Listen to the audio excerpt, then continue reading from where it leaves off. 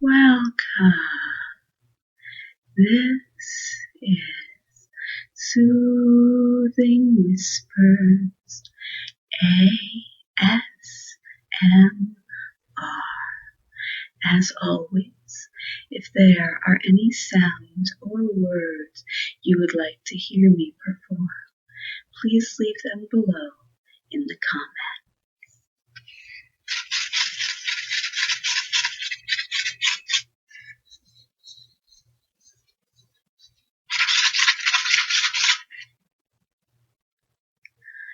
Tonight, I thought we could enjoy some more fairy tales by the wonderful Brothers Grimm, beginning with the Hare and the Hedgehog. It was a beautiful morning in late summer. The sun was shining, the grain was waving in the breeze, the lark was singing in the clear blue sky, and the bees were buzzing about the flowers. All things seemed happy, even the hedgehog, standing at his door, singing a hedgehog song. Indoors his wife was washing and dressing the children. I will go and see how our turnips are getting on, said the hedgehog to himself. The turnips grew in a field near by. He and his family ate them and looked upon them as their own. He shut the house door, and off he started. He had not gone far when he met a hare. The hare had come to see how the cabbages were growing. "Good morning," said the hedgehog. Now the hare was rude and bad-tempered too. He did not even say good morning. "What are you doing in the field so early?" the hare asked rudely. "I am taking a walk for pleasure," said the hedgehog. "Taking a walk for pleasure," laughed the hare.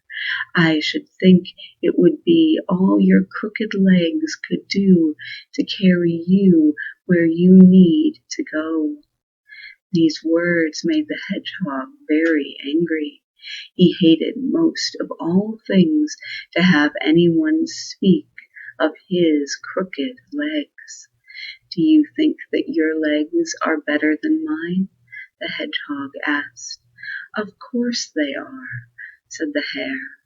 "Let us put it to the test," said the hedgehog. "I am sure if we run a race that I shall win." "What a joke!" laughed the hare. "Do you really think that you can beat me in a race? If you can, I will give you a bright new gold piece." "Agreed," said the hedgehog. "Let us start at once," said the hare, "and run across the field." "Oh no," answered the hedgehog, "there is no need for such haste. I will go home first and have breakfast. In half an hour I will be back." The hare agreed to wait, and off went the hedgehog. When he got home he called his wife. "Wife, wife," he said, "come at once to the field with me. I am to run a race with the hare, and a new gold piece is the prize." "Have you lost your senses?" asked Mrs. Hedgehog. "Why, the hare can beat you without trying." "Say not a word," said her husband. "Come with me, and I will show you how I mean to win." As they walked along, he said, "See that large field? The race is to be across it. The hare will run in one furrow, and I in another. You must hide yourself in a furrow at this end of the field. I will start in the same furrow at the other end. When the hare comes near, pop up your head and say, 'Here I am.'" The hedgehog now left his wife and went to the place where the hare was waiting. "Do you really mean to race with me?" asked the Hare with a rude laugh. Yes, indeed, said the Hedgehog. I am ready now to start. Each placed himself in a furrow. The Hare counted 1, 2, 3, go, and away he went like the wind. The Hedgehog ran only a few steps. Then he lay down in the furrow and kept very still. Soon the Hare, at full speed, drew near the edge of the field. Then the Hedgehog's wife raised her head and cried, Here I am. The Hare stood still in wonder. The wife was so like the husband that he did not doubt it was Mr. Hedgehog. Still, he thought, there is something wrong about this. So he cried, Let us race back to the other end of the field. Away he ran so fast that his ears flew behind his tail. Soon he reached the other edge of the field. There was the Hedgehog. When he saw the Hare coming, he cried, Here I am. The Hare was even more puzzled and angry than ever. Let us try it again, he panted. Very well, said the Hedgehog. I will keep on as long as you wish. The Hare ran again and again, up and down, down and up the field he went. At one end the Hedgehog said, Here I am. At the other end his wife said the same. At last the Hare was too tired to run any longer. He fell to the ground and owned that he had lost the race. The Hedgehog took the bright gold piece. Then he called his wife out of the furrow, and they went home. And if they are not dead, they are living still. That almost reminds me of the tortoise and the hare, except with a hedgehog. SnowWhite and Red Rose. SnowWhite and RoseRed. That makes more sense. Once upon a time there lived a poor woman in a lonely cottage. In the cottage garden grew 2 rose bushes, one of which bore white roses and the other red. The woman had 2 daughters who were so much like the roses that she called one SnowWhite and the other RoseRed. Both were sweet and good, but they were very unlike. RoseRed loved to run and jump about the meadows, where her merry black eyes saw every flower and butterfly. SnowWhite was fair-haired and quiet, and liked to sit still at home. The 2 sisters loved one another dearly. When they walked out together, it was always hand in hand. Often they went far into the forest to get flowers and berries, but nothing ever harmed them. The hares ate clover from their hands. The deer fed near them. The goats played at their side. When they stopped to rest, the birds flew down and sang to them. Because they were good and kind, all things loved and trusted them.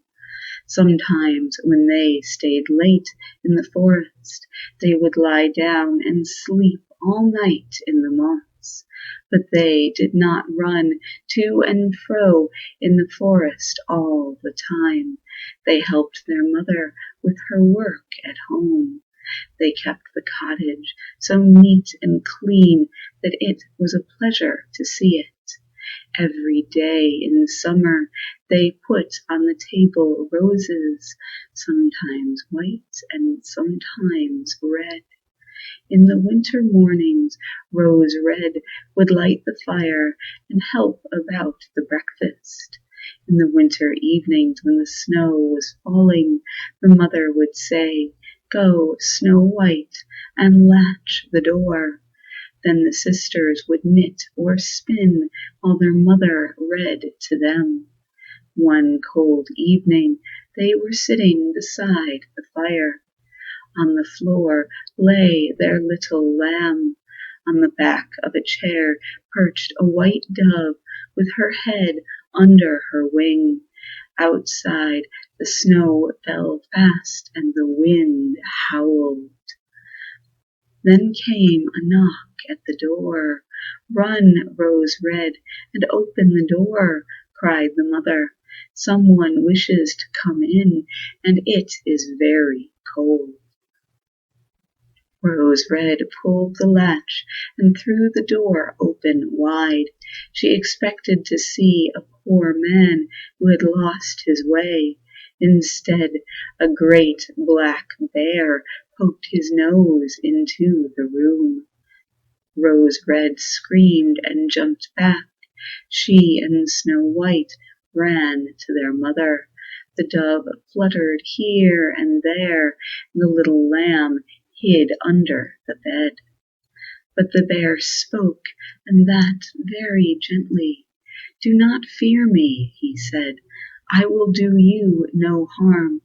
I am very cold, and I wish to come in and warm before your fire." "Poor bear," said the mother, "it is indeed a bitter night. Come in and lie down beside the fire, but take care not to burn your fur coat." Then she said, "See, SnowWhite and RoseRed, this bear is gentle and will not harm you." So they came back to the fireside, and the dove and the lamb got over their fright. The children brought a broom and swept the snow from the bear's fur. Then they began to play with him, and soon the three were good friends. When bedtime came, the snow was still falling and the wind howling. So the mother said to the bear, "I have not the heart to send you out into the woods tonight. You may sleep here beside our fire, where you will be warm and dry." In the morning, the two children opened the door. The bear trotted away over the snow into the woods. After that, he came every evening at the same hour. The children played with him until bedtime, and then he slept before the fire.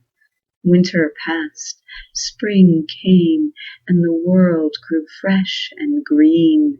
One morning the bear said to SnowWhite, "I must go away now, and I cannot come back till summer is over."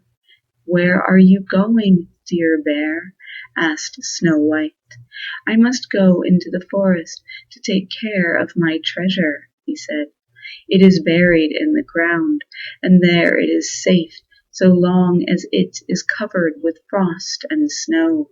But now spring is making the earth warm and soft.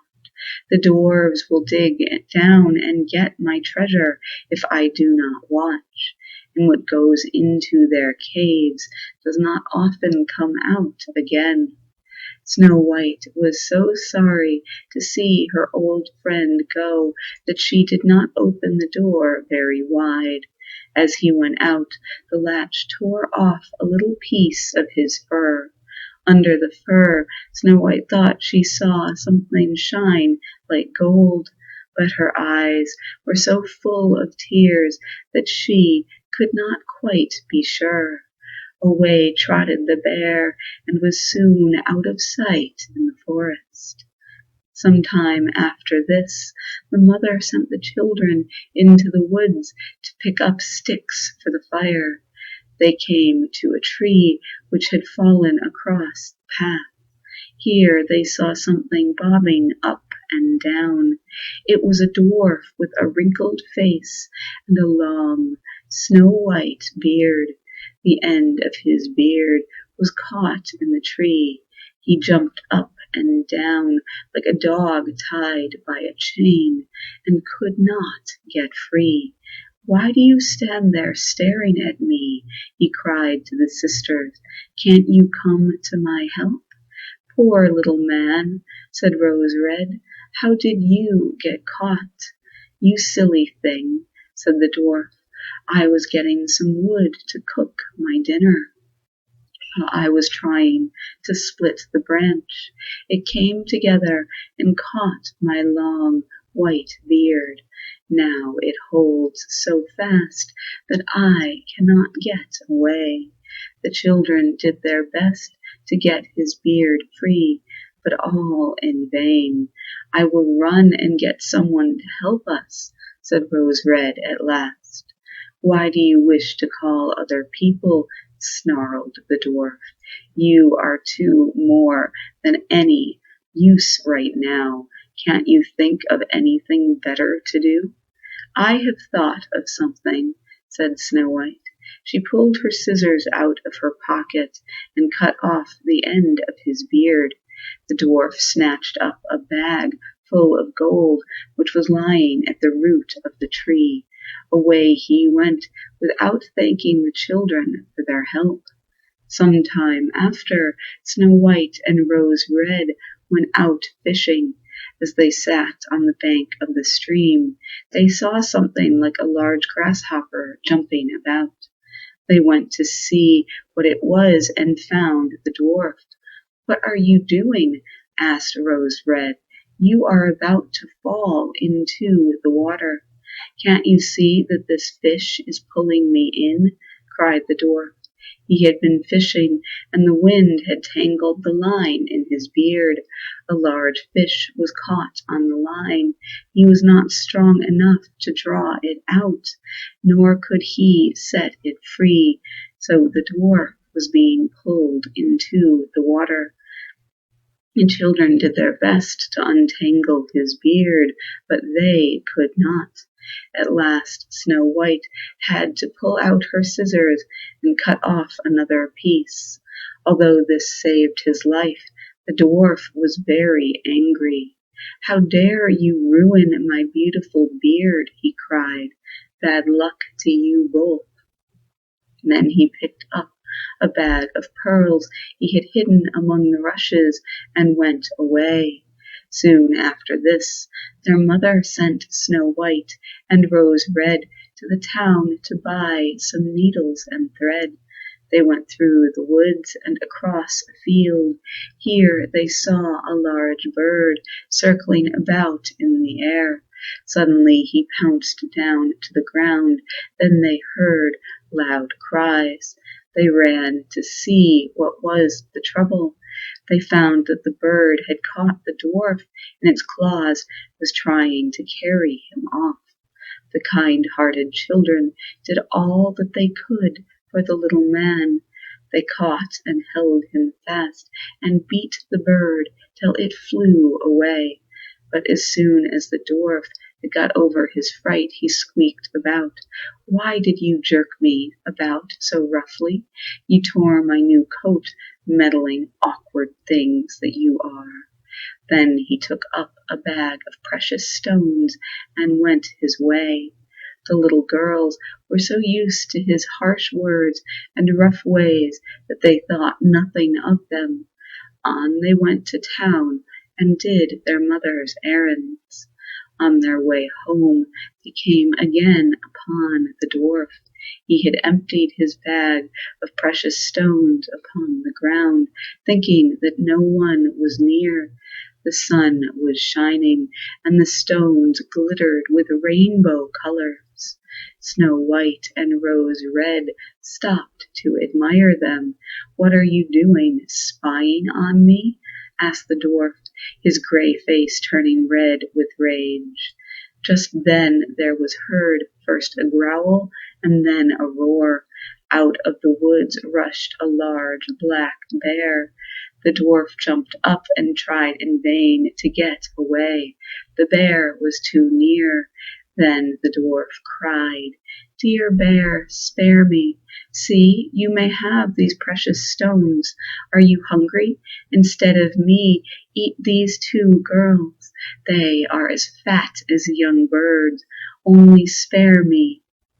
The bear did not say a word, but he struck one blow with his great black paw, and the ugly, wicked dwarf fell to the ground and never moved again. The little girls were running away as fast as they could, but the bear called to them, "SnowWhite, RoseRed, don't be afraid. Wait, and I will go home with you." They knew the voice. It was that of their bear friend. As they turned toward him, what was their surprise to see the bearskin fall off. Instead of a rough bear, there stood a young man dressed in scarlet and gold. "I am a king's son," he said. "That wicked dwarf robbed me of all my treasure and made me wander about the woods in the form of a bear. Now I am set free by his death and have all my treasures again." Then they went home to the cottage. The king's son took SnowWhite and RoseRed and their mother to live in his palace. With them they carried the 2 rose bushes which they planted in the palace garden. Every year the bushes bore white roses and red, which were no sweeter nor more beautiful than the 2 sisters. And with that, I fear we have come to the end of our video. So, as always, I wish you a wonderful night and a wonderful day. Sweet dreams.